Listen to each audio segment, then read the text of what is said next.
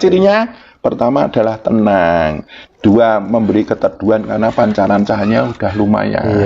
Terus dia memberi pencerahan karena Nur Muhammadnya udah luar biasa. Kemudian nurullahnya kuat, itu bikin orang akan segan sama beliau. Jadi orangnya itu membelgedes ya, dalam istilahnya secara fisikly, secara dohria belgedes racetok. Tapi dia bisa membuat kita itu sungkan, tunduk. Jadi penghormatan pada orang terpaksa sama sukarela beda loh, Mas. Betul. Itu dia punya daya magnet tertentu seperti itu. Pertama ketenangan, cahayanya mencerahkan, terus secara Nur Muhammad nggih, cahaya secara nurullah dia akan menundukkan.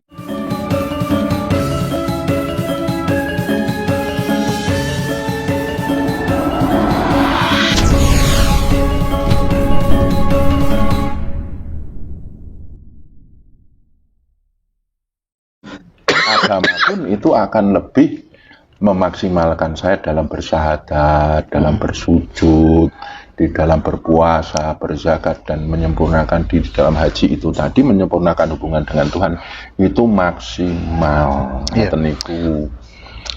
Kemudian secara empirik, secara empiris, seseorang yang memiliki daya spiritual yang kuat itu apakah kemudian bisa dilihat, Gus?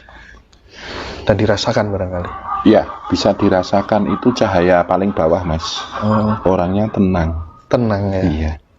Terus suaranya menenangkan, Mas. Suaranya menenangkan, penuh hikmah. Tingkah lakunya itu menenangkan orang. Jadi, umpamanya ya, jenengan menembe kumpul-kumpul nih, dia datang itu rasanya nyaman minta ampun.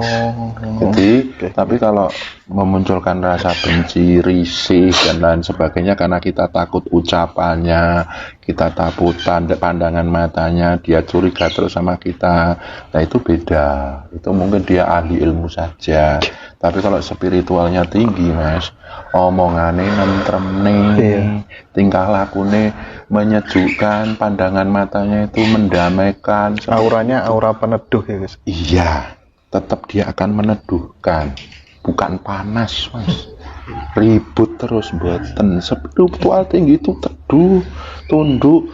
Jenengan nggak ketemu sebulan, 2 bulan, rasanya kuang ini minta ampun. Samain krungu suarane itu maknyes. Itu daya spiritual yang tinggi kayak gitu, Mas. Ini nganggere sopo kae jan itu spiritualnya rendah, Mas. Ngisroh kuwi wong kuwi ngene lho. Seperti itu. Ciri-cirinya pertama adalah tenang. Dua, memberi keteduhan karena pancaran cahayanya udah lumayan. Terus dia memberi pencerahan karena Nur Muhammadnya udah luar biasa. Kemudian nurullahnya kuat. Itu bikin orang akan segan sama beliau. Jadi orangnya itu membelgedes ya, dalam istilahnya secara fisikly, secara dohria belgedes racetok. Tapi dia bisa membuat kita itu sungkan, tunduk. Jadi penghormatan pada orang terpaksa sama sukarela beda loh, Mas. Betul. Itu dia punya daya magnet tertentu seperti itu. Pertama ketenangan, cahayanya mencerahkan, terus secara Nur Muhammad nggih, cahaya secara nurullah dia akan menundukkan. Umpamanya ada orang ribut, dia datang, dia akan mendamaikan, menundukkan. Bahkan pejabat-pejabat datang kepadanya itu dia akan tertundukkan. Umpamanya presiden kan tertinggi ya, sowan ke beliau dia akan tunduk, kalau perlu cucuk tangan. Tapi itu tidak bisa loh, Mas, tidak bisa dietok-etok loh, pura-pura tidak bisa. Itu udah otomatis tentu. Iya, Gus.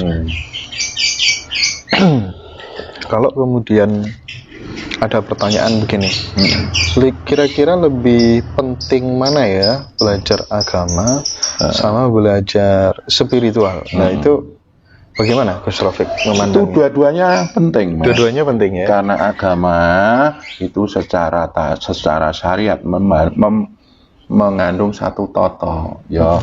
Syariat mawa toto, tarekat mawa cara, hakikat mawa rasa, makrifat rasane rasa. Jadi agama itu adalah risalah ajaran, Mas.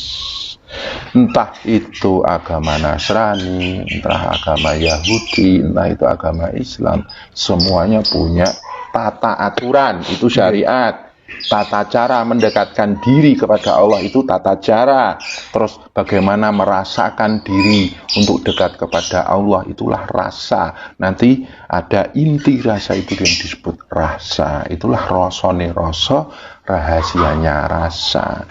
Lah itu bisa membimbing kita berjalan dalam hal spiritual. Kalau konsep belajar toto rasa lan rasa itu tidak ada apa istilahnya pakem dan alurnya, nanti lah orang-orang otodidak.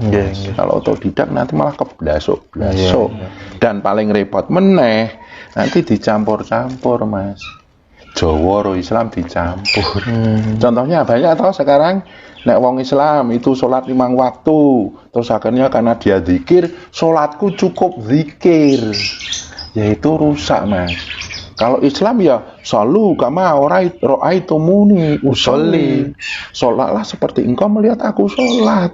Lah nek umpamane njut sholate dadi semedi, kuwi kecampuran Jawa, Mas. Golek enake. Jadi ya kalau yang namanya semedi, tafakur, zikir itu dalam Arab itu sudah konsep zikir, bukan konsep sholat. Nah seperti itulah dicampur akhirnya sholatnya cukup zikir, cukup semedi aku sholat. Lah seperti itu campur aduk karena kita tidak tahu syariat mawa toto, tarekat mawa rasa, hakikat tarekat mawa cara, hakikat mawa rasa, makrifat rasane rasa, kayak gitu dilanggar. Lebih ke kepentingan pribadi lah, repot ngeten niku. Ini Gus, Mas Andi Kartiko ini Gus.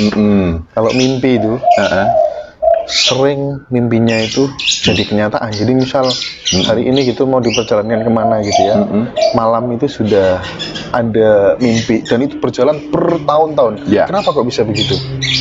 Ya, orang biasanya punya kelebihan tertentu, Mas.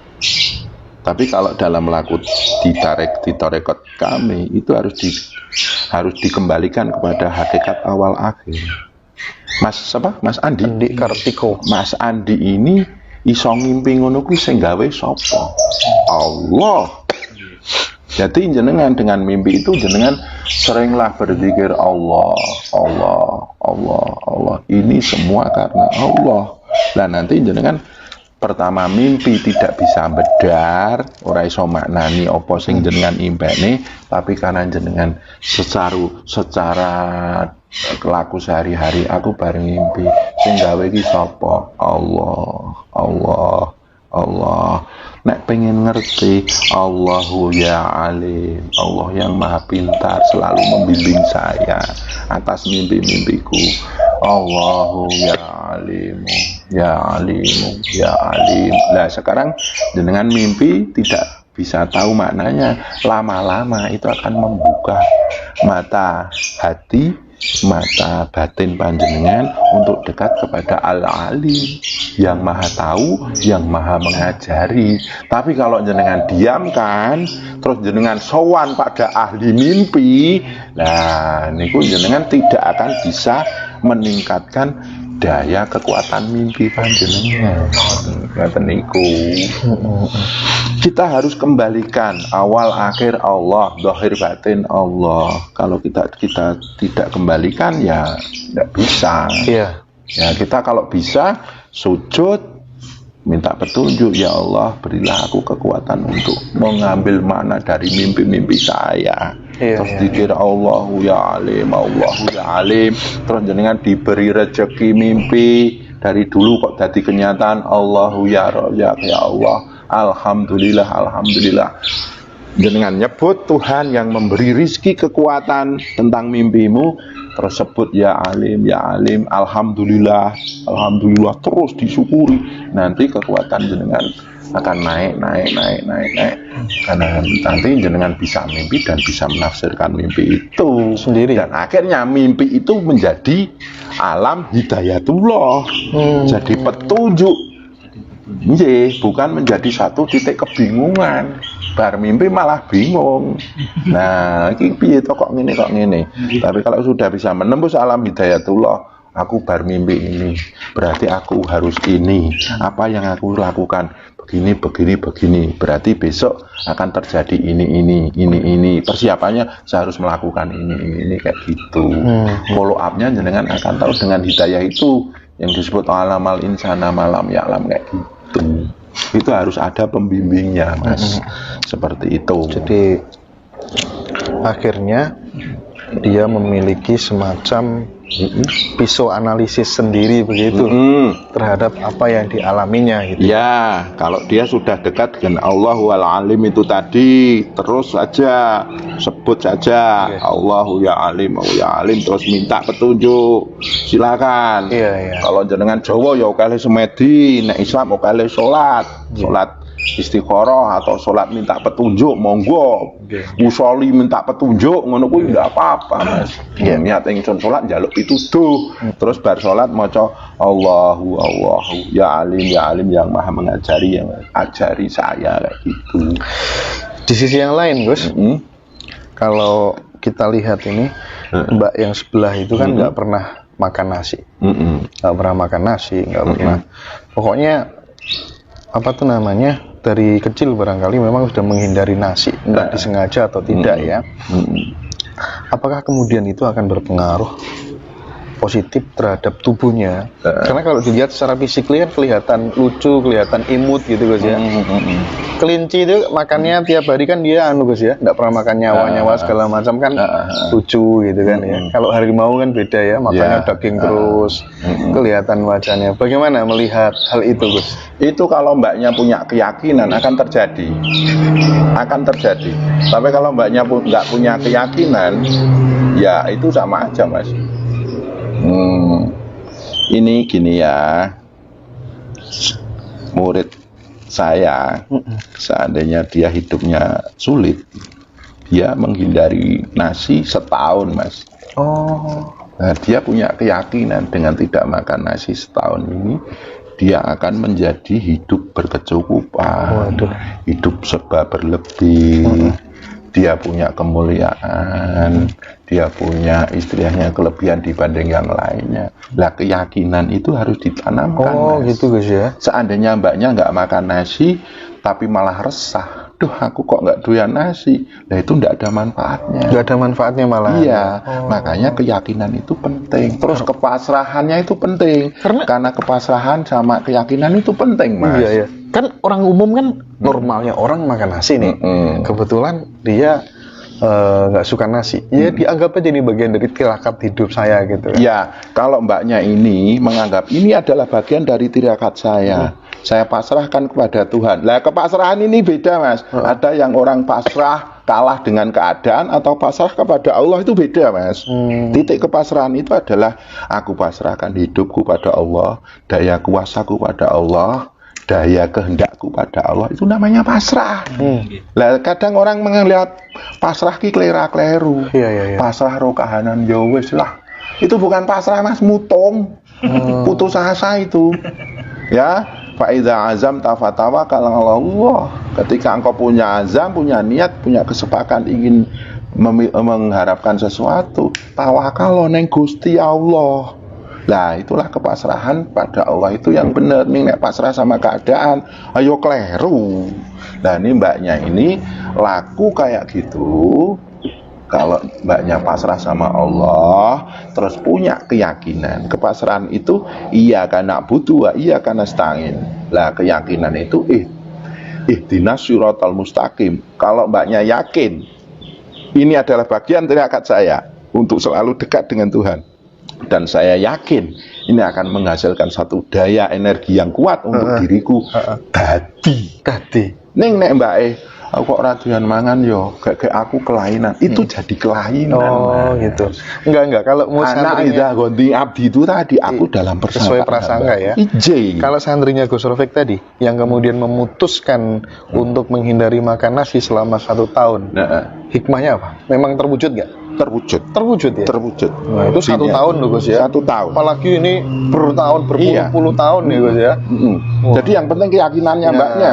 Dari umur 3 bulan. Oh, dari umur 3 bulan. Jenengan harus punya keyakinan. Ini adalah anugerah dari Allah. Ini akan memberi satu kekuatan pada diriku entah apa. Betul. Yang penting jenengan yakin. Tapi kalau jenengan nenggon dokter, Mbak, bahaya loh Mbak itu nanti bisa berpenyakit ini itu jadi kelainan. Sementara yang berkelimbahan hanya cowoknya Gus ini kayak sementara. Cowoknya berkelimbahan. Itu mohon maaf ya, hati-hati mbaknya nanti daya tariknya kuat banget. Oh gitu ya Gus. Oke Gus. Tapi ingat loh Mbak, orang yang tertarik biasanya orang yang nafsunya lemah. Nah, memang dekati orang yang daya ketertarikan sama jenengan itu biasa-biasa saja, itu malah biasanya berkualitas. Niku nek kedanan ro jenengan iku ya daya nafsunya lemah itu. Saya itu jenengan milih wong sing nyedaki jenengan iki tenang. Tenang dengan tenang nek kedanan aja, Mbak, mengke ngomongke dadi jenenge terlalu prospek jenenge terlalu jaga posesif repot mengke jenengan. Wong lanang nek posesif nyebai lho Mbak. Terlalu protektif juga. Posesif, mengekang. Carilah orang yang datang dengan ketenangan, berarti cahayanya kuat. Mending dikoleksi dulu, diseleksi, baru diresepsi. Terakhir dieksekusi. Nah, seperti itu. Mbaknya harus yakin ya bahwa ini adalah istilahnya warid dari Allah. Ini mesti jadi keistimewaan. Dan mohon maaf, banyaklah baca subhanallah, maha suci Allah, alhamdulillah, maha mulia Allah, maha terpuji, Allahu Akbar, sudah memberi aku kayak gini. Yakinnya dipakai.